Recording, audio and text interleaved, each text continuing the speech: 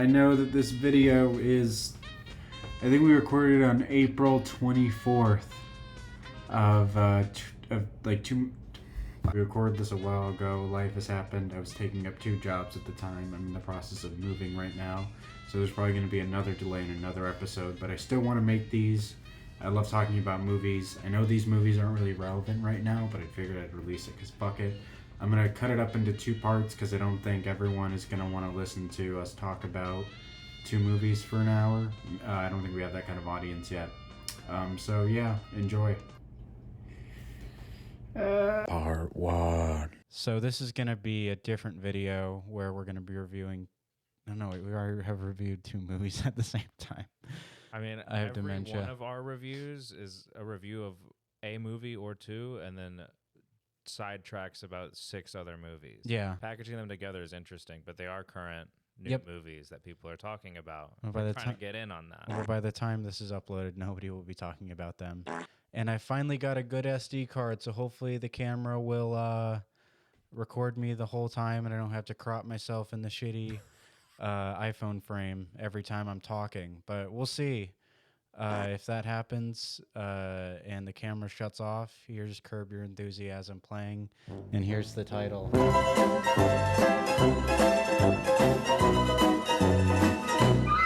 So I guess we'll just first round out with Late Night with the Devil, which probably the background should be like red for that, because I have it green because of the militarized theme of Civil War. But anyway.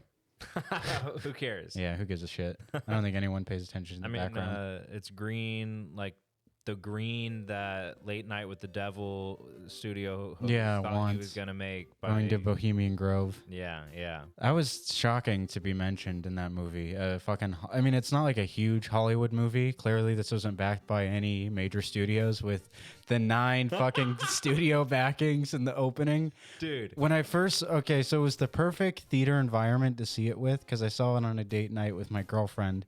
And we went to the Regal Metropolitan in South Austin, and South Austin is like not the best area in some parts of it. And the theater we saw it in, there was no AC at all, so it was hot as fuck. Dude, that's cancer. Yeah, no. So I get in there, it's hot. I go to the front. I'm like, hey, the AC's not working in Theater 4 or whatever I saw it in. And they're like, oh. And then I was like, not okay. What they said. No, they were like, yeah, it's happening in all of our theaters, or most of our theaters. Sorry. So I like sat in there, stuffy and like a little button up.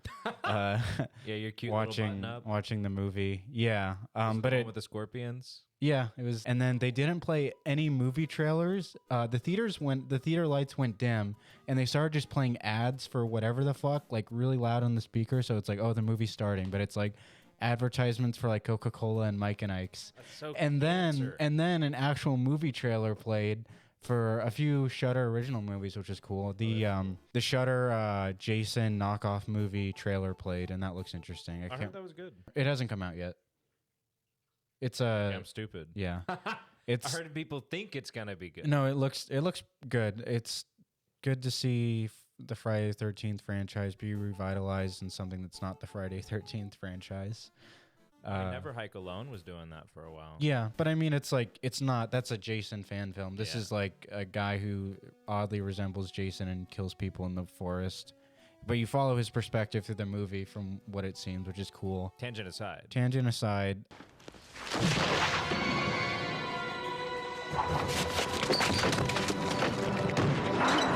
The movie opens up, and then there's one studio logo, and it's like, okay, this is neat. And then another studio logo pops up, and it's like, okay. And then another one pops up, and it's like, okay. And then 4 pop up, and it's like, what the fuck is going on? Am I being punked? Like, is this like the opening to Tropic Thunder, where it doesn't open with the Paramount logo or whatever. It just opens with those stupid fucking trailers with Tobey Maguire and Robert Downey Jr. being gay for each other. And then the movie opens with a CGI TV being slowly zoomed in on, and then you see like a logo for the production company that's producing the documentary of this movie. And I'm like, oh god, there's another one. And then like, it's the actual movie fucking starting.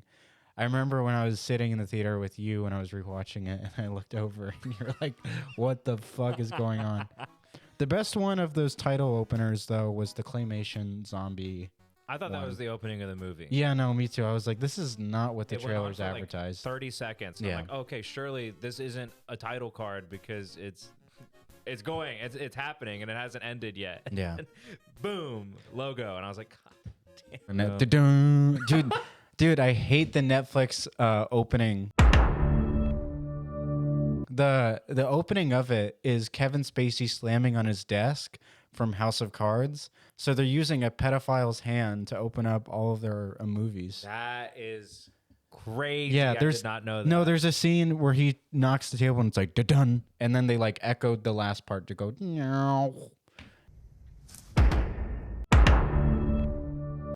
I'm surprised they're still going with it. Yeah, because when House of Cards was still like a decent show, and then the Kevin Spacey allegations came out, they censored his like face from all of the posters on the website, so you didn't know like who was in House of Cards. It was just an outline of like his body sitting in a chair, and I was like, oh, who's this mysterious guy in a chair? And then you click on it, and it's like, oh, it's Kevin Spacey. So the next time someone does something you don't like, you can go on the attack, but you can also hold your fire and do the unexpected. You can kill them with kindness.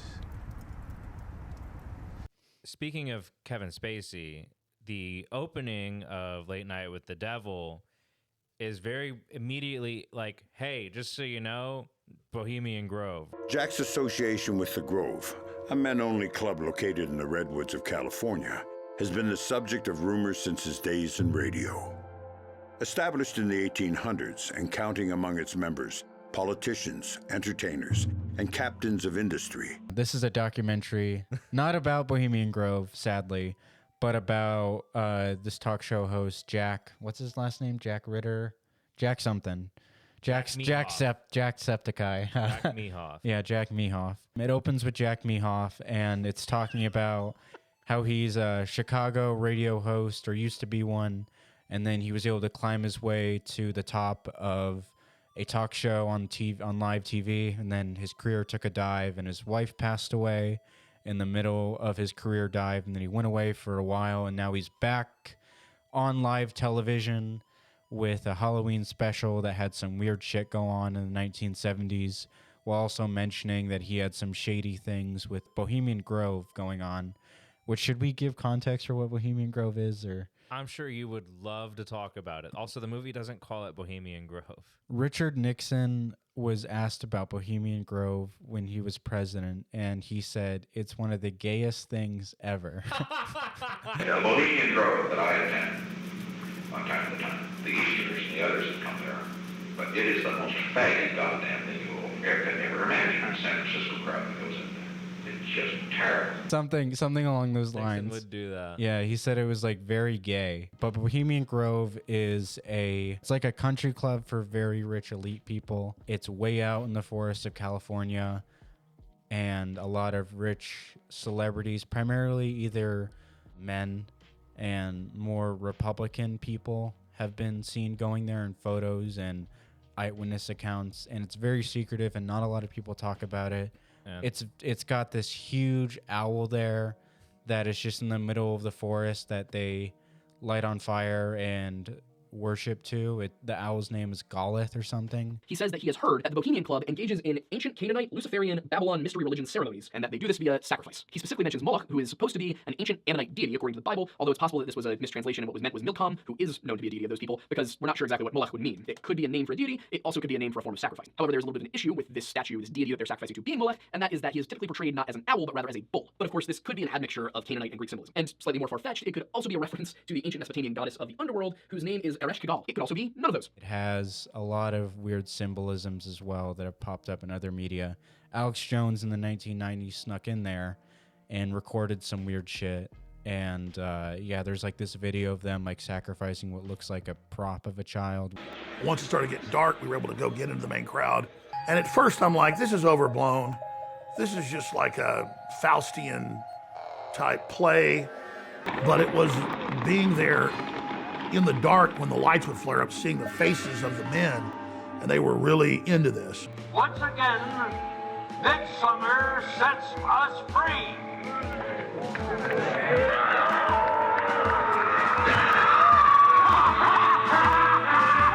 It's very weird, and it's like some rich people shit. So, anyways, Jack Mehoff was doing that. Yes. And that was in that shit. Yeah. Just they don't show him doing that. They show him running around the forest, and they show a wide shot of a lot of people at Bohemian Grove. And they show the owl. There's a lot of Yeah. emphasis on. There's the a owl. lot of symbolism in the owl in the movie. In his like talk show, when it cuts to, "We'll be right back," you see like a little owl in the distance as well.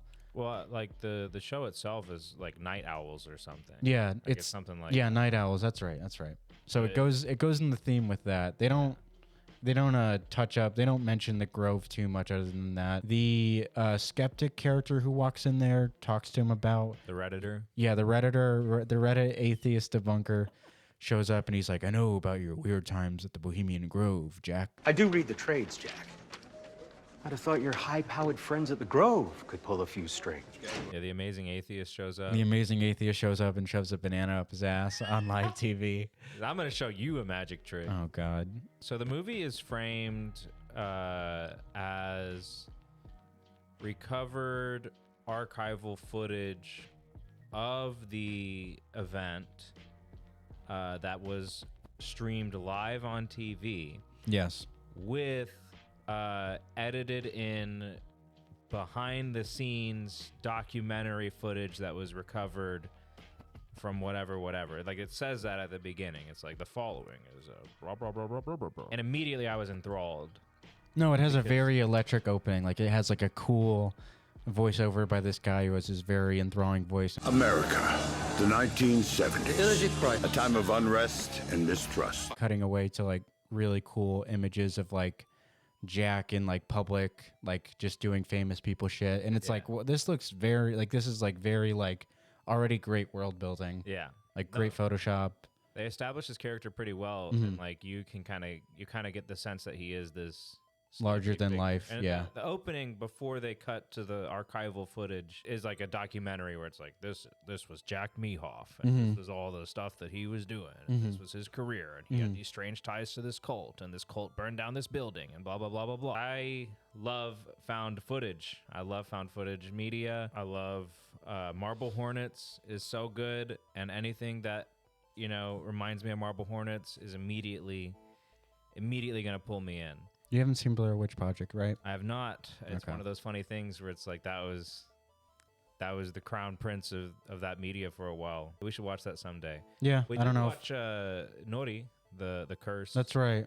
And that was really good. And the whole time I was watching this movie, I was thinking about Nori because that is another found footage documentary film. Discovered documentary of Yeah. like, we found this and this is the remains and then this Yeah. is also what happened. This is the documentary footage that we have edited together. Which from the also- abandoned footage. The other movie where the main character looks like Nostalgia Critic, Butterfly Kisses, also does that as well. Yes. It's been So a while. there's- I kind of forgot that one. Which also, Blair Witch Project does that as well, but it opens with text like, this is footage that was found. It doesn't have like a voiceover like that. There's a lot of ways that the found footage genre does, and it I don't think it ever like gets old. It always intrigues me. Yeah. The important thing to me is if you are doing found footage, you have to commit. You can't do found footage and then decide, I'm actually going to do something else.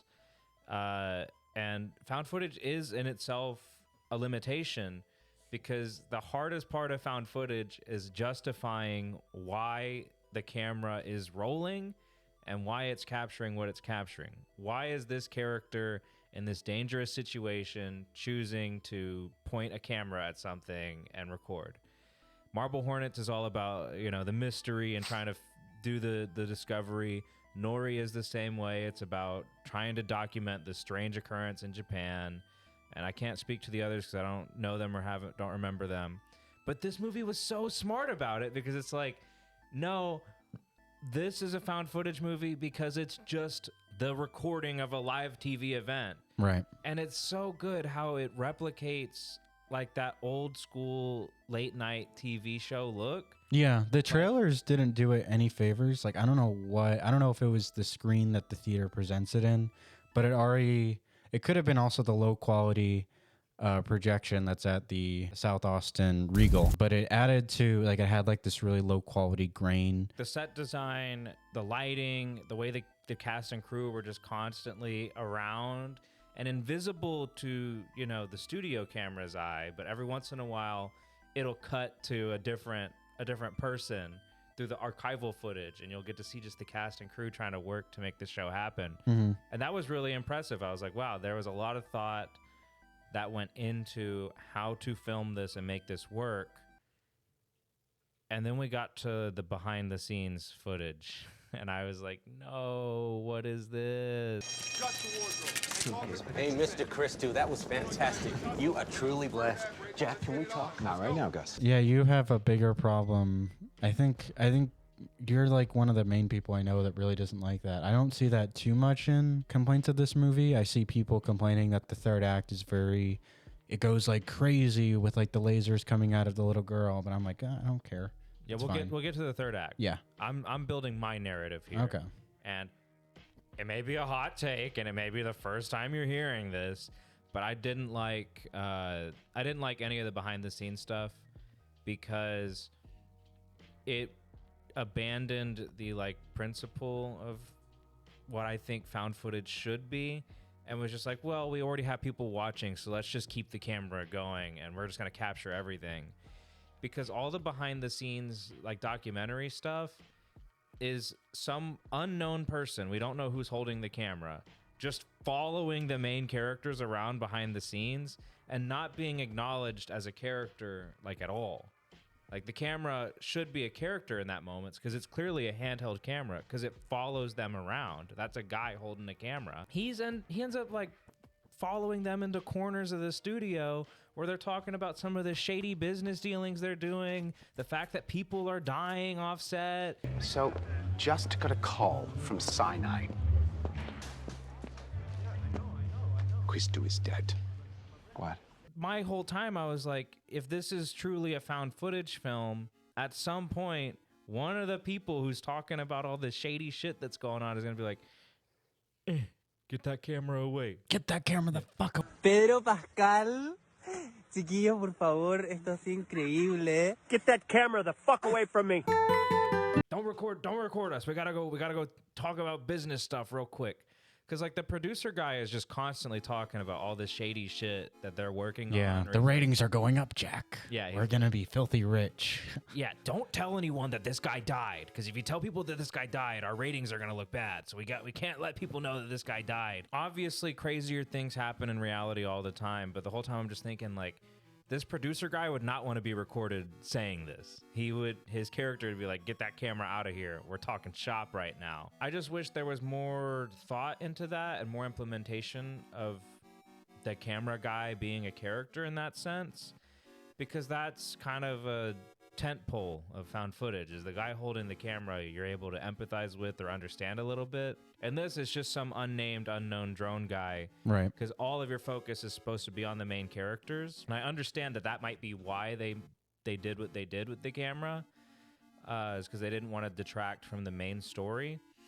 But I just kept wanting it to be a camera just off in the distance, kind of zoomed in or something, or just barely scratchy audio with text over screen to explain what they were actually talking about. Or it cuts to black and then their mics were still on. Hot mics. I wanted a hot mic so bad because the premise was recovered archival documentary footage. Bedford, what did he say? Just that he thinks it's the biggest TV event since the moon landing. We're back from the fucking dead. And about 35, maybe even 40 share. Jack Delroy interviewed that cock fucking devil. And if you're trying to go back through all that footage, some of the stuff's going to be corrupted or lost. There is not there. Even now, there are a lot of hot mics of like SNL. I think Kanye had a hot mic that came out where he was giving a rant. It was way back before his Nazi stuff, but it was in 2015. Shit, apparently. Yeah, probably. But yeah, there are hot mic things that exist on live TV that somehow get out there. I mean, one of the most famous hot mics in the world was Donald Trump. Oh yeah. And if you see the video of Donald Trump with his hot mic, it's a video of the bus he was in. And like, I wanted more of that kind of style where it was like footage of something unrelated with audio it picked up off screen, or maybe the camera guy gets told to go away and then he's on the other side of the studio just kind of slowly zooming in, trying to get the shot. Just something like that, because that would have increased my immersion.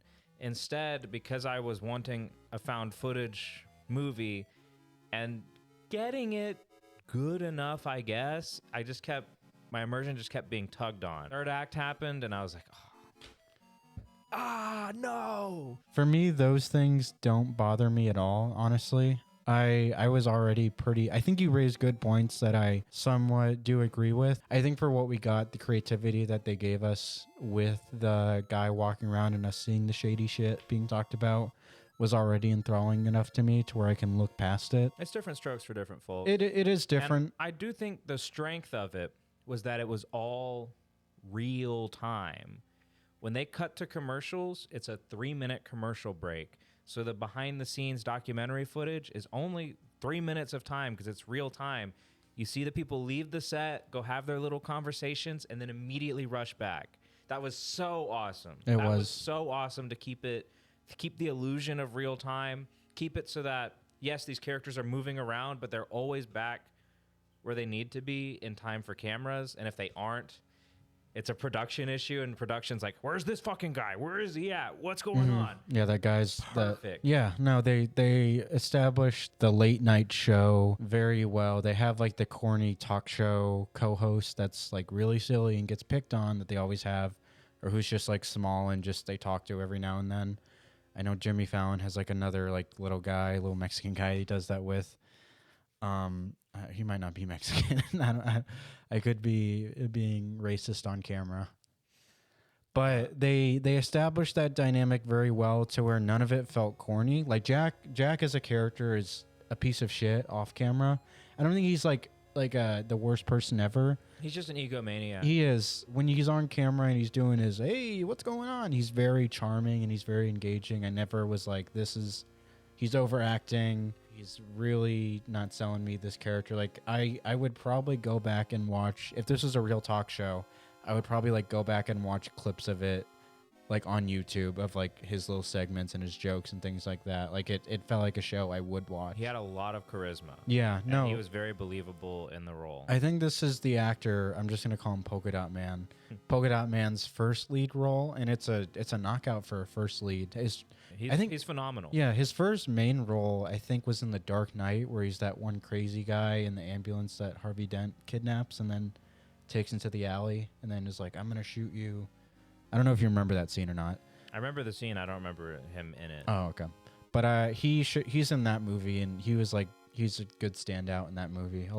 No one's really good at making like smaller actors just stand out. Like Oppenheimer is full of like actors who aren't really main characters, and then our main protagonist in that movie. We don't have to talk about I know, I'm just saying. Okay. The Oppenheimer's good. Go see it. Is this the third time we brought up Oppenheimer? Did we bring up Oppenheimer and Madam Web? I don't remember. I wouldn't be surprised. I don't think we did. I think Maybe we we'll did. We did bring it up in Godzilla, where we had a funny joke there. But what really encapsulated it to me was I felt like the whole time I was sitting there and I was watching the movie and I was in the mindset of like, aside from the behind the scenes footage, like if I was at home in the 70s, no internet, no people online where I can talk about or hear about what other people are making jokes about the live stream, just being in that room and then seeing all this disturbing shit, like a weird demonic possession. That one scene where that everything is going corrupted after the demonic girl's freaking out on stage, and then there's a face made out of the "We'll be right back." That was cool. That was really fucking disturbing. That gets me awesome. Every time. I was in that mind frame for most of it, and I was able to enjoy it even more, along with the sweaty hot theater keeping me tense in my seat. So I was in that mindset, which is why some little things were irking me here and there. Mm-hmm. Like the hypnosis scene is crazy. Yeah, crazy good. It bends so many genres together. It's got exorcism, it's got body horror, found footage as well. It does all of these so well, Because so many movies do the creepy, possessed little girl, and it's like, okay, here we go. She's going to turn her head, and then her voice is going to sound modulated. I like how there's a build-up to where we don't see her until the second act, and then there's also a lot of hesitation from the therapist of where she's like, I don't know if we should bring her on.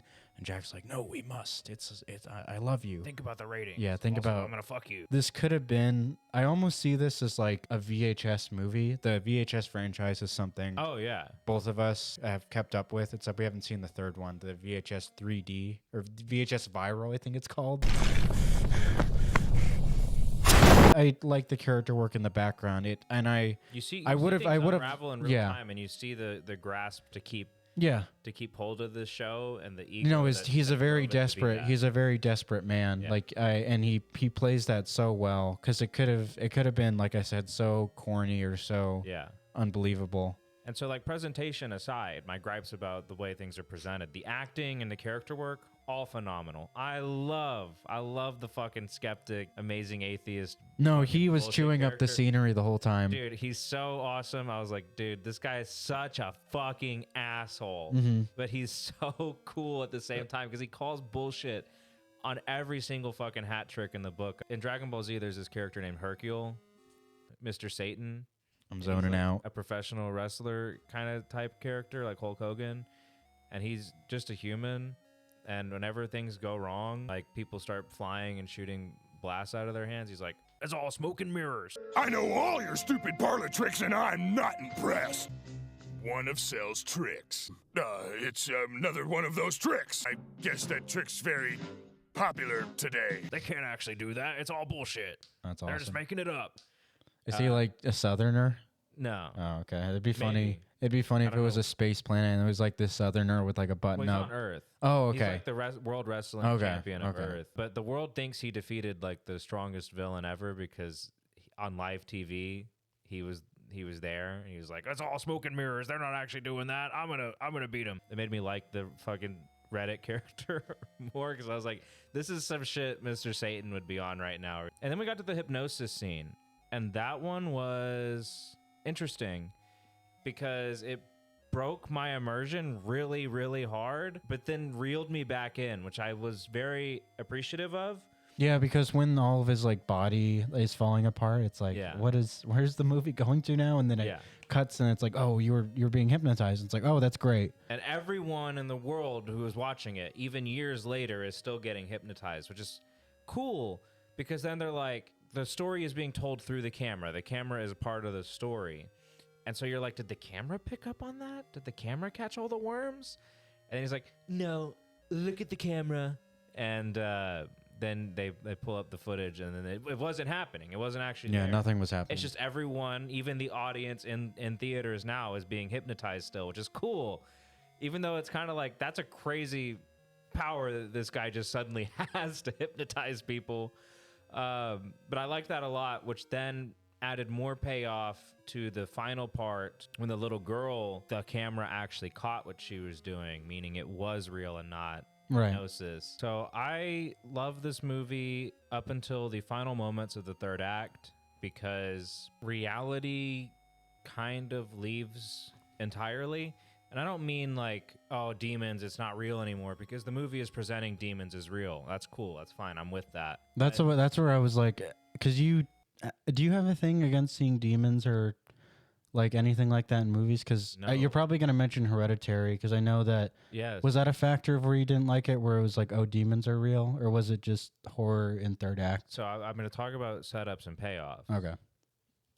I promise you don't have to jump to the ending of my of my explanation. That's what I'm. Here. Okay. I was. I'll cut this out. That was a genuine question, like off recording. No. Okay. Israel, I love demons. Okay. Like demons, like Hulk fights demons. Okay. Vampirella fights demons. I guess I mean in a real world context. No, I mean if you do it well, it's cool. Okay. Anyway, like, what is the Slender Man if not a demon? I thought he was a fairy. I mean, they're the same fucking thing. Yeah. Just magic creatures with powers. Yeah. The presentation of the movie was the TV recording with edited scenes of archival footage. And then the final fucking like moments of the movie are super surreal, trippy. There is no more reality sequences. So what happens is the demon possesses the little girl completely and then kills most of everyone on the show except Yes. Jack. And I do want to talk about the deaths. Yeah. And then it cuts to a lot of weird footage of Jack through different moments of his talk show. I just kept thinking, you're telling me this is what people were seeing on TV? Just this like mishmash of just crazy things happening? Maybe like, because the demon just just edited a fucking it compilation. It does. Maybe because the demon was also able to mess with. Gus, your time is. I got it, Jack. Electric currencies, like making the music go. Yeah, no, and I caught that. So maybe she can and the demon even appears like face in the screen. Right. So maybe it static. can possess somehow video media and archival footage and fuck with that. Yeah, but it's like, which I don't know how. It is a little far fetched. I can understand it fucking with the main character's perspective, like making him hallucinate or like putting him through this like mental anguish trial thing where he sees some of his worst moments replayed to him and he's having to relive them forever. I can see that, like his character experiencing that. Immersion was just being broken so hard because I'm like, why is the audience seeing this and why is it not like in the same presentation style as before? Because the camera's moving around now. It's at a different aspect ratio too. Yeah, like I was just like, people at home were just watching this happen in real time now. It was drawing me out so hard, all the way down to like a sequence where he's like in the woods with the cult following him and it's a completely different set. And I don't really like this so much. I feel like my immersion's being broken. And then there was a sequence where it was kind of like snap back and then he's back on the set and It's the regular aspect ratio. Yeah, and he's stabbed. The little girl is stabbed with the blade of I don't remember whose blade it was. Was it the therapist's blade? Or it was a satanic dagger that they brought on at some point that they. And I was like, okay, cool, we're back. We're so back. Well, this is what people were seeing in reality was this, and I just wish they did it differently. I know what they were going for, and I think what they were going for they did very well, and I don't think it's a bad movie because they didn't do what I wanted them to do, but it just didn't work for me because it broke my immersion really hard. And as Israel brought up, it's the same feeling I had when I was watching Hereditary for the first time, which I know this is unpopular, even though I like the movie. It's a good movie. Even with my gripes about it, it's still good and I like it.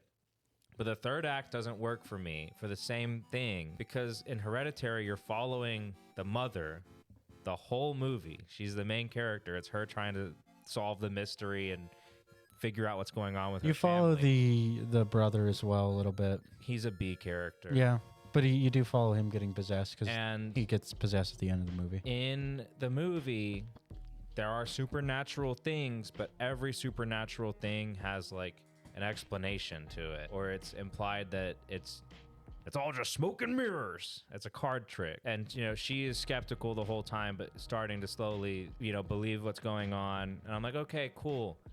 I love the family drama and the psychological horror and the feeling that something isn't quite right, but you can't quite put your finger on it. And it's just kind of tearing you apart, the paranoia. I loved all the psychological aspects of it. And then in the third act of the movie, a book is burned, and then the dad catches on fire. The book is already established as, I can't remember. They do establish. Necronomicon, whatever. Yeah. And then the dad's on fire, and then there's naked people in the house, and then there's Not in the. It's in the treehouse. just In the. weird things happening, just over and over, unexplainable shit. And then before you know it, the mom is brushing her teeth and cutting her own head off, and I'm like, Brushing her teeth.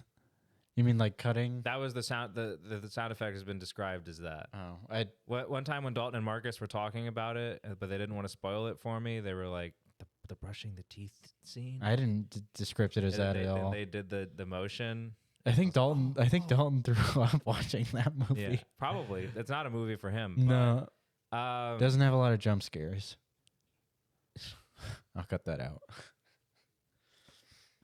Well, yeah, our friend Dalton did once say we wouldn't like the Blair Witch Project because it doesn't have jump scares. And that's why I haven't seen the movie, because one night we were going to watch it, but Dalton said, no, I don't think they would like it. It doesn't have jump scares.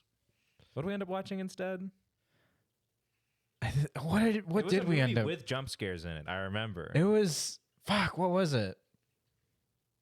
Did we end up watching like Terminator 2? No, that was a different night. Oh, didn't we end up watching a Tom Hanks QAnon documentary? No, that or was something? a different night. Okay. Hereditary and Late Night with the Devil are just kind of in the same space for me, where it's like really good movie, really awesome, worked for me super hard the whole movie. I was super invested and loved it, and then the third act happens, and I'm just like, would you I say? don't think a third act twist is bad. You know, I don't think flipping the table over and just completely throwing everything to the wall is bad.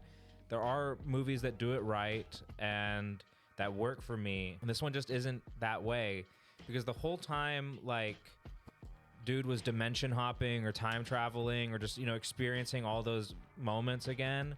I kept thinking of in Marble Hornets, those sequences where the main characters are running from the operator, aka the Slender Man, and the whole time he's teleporting them around and like bringing them into other dimensions.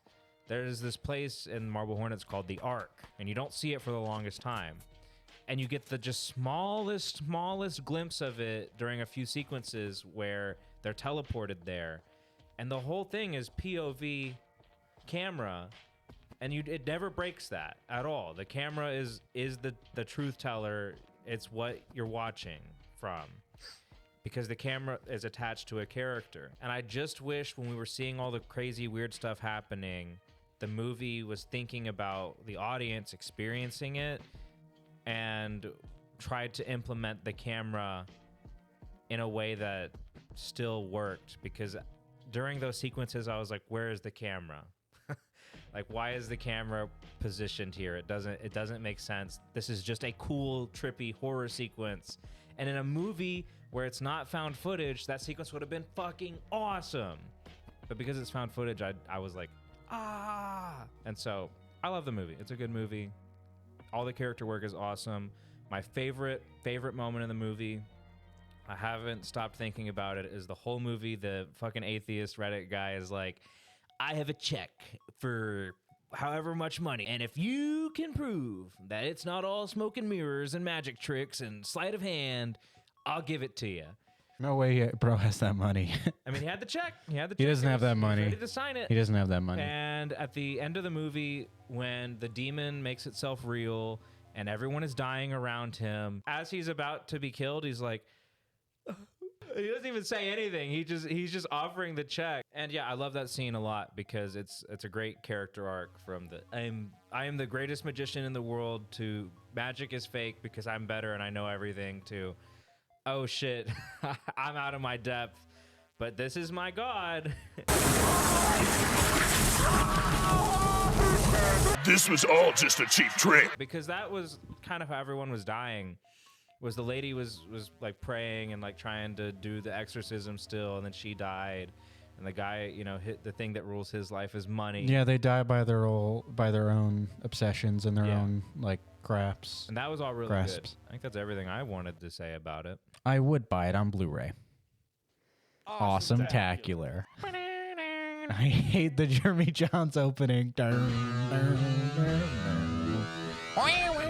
So this is Late Night with the Devil. It's pretty good. Some satanic things in there, like, whoa. I watched his review and it wasn't that bad. He's gotten better over the years as a reviewer. He's not just like as jump cutty and telling you shit that quick. Poor Jeremy Johns and Chris Stuckman. They'll never get my views again. Chris Stuckman's really fell off. He's not as bad, but he doesn't like to critique movies in a negative light because he's trying to get in Hollywood basically, and he also he also like just likes talking about things he likes in general, which I think is get into Hollywood. No, I don't want to. Talk about I don't want to be in Hollywood. Me either. I would never move to LA. You can make movies on YouTube and upload them to Tubi.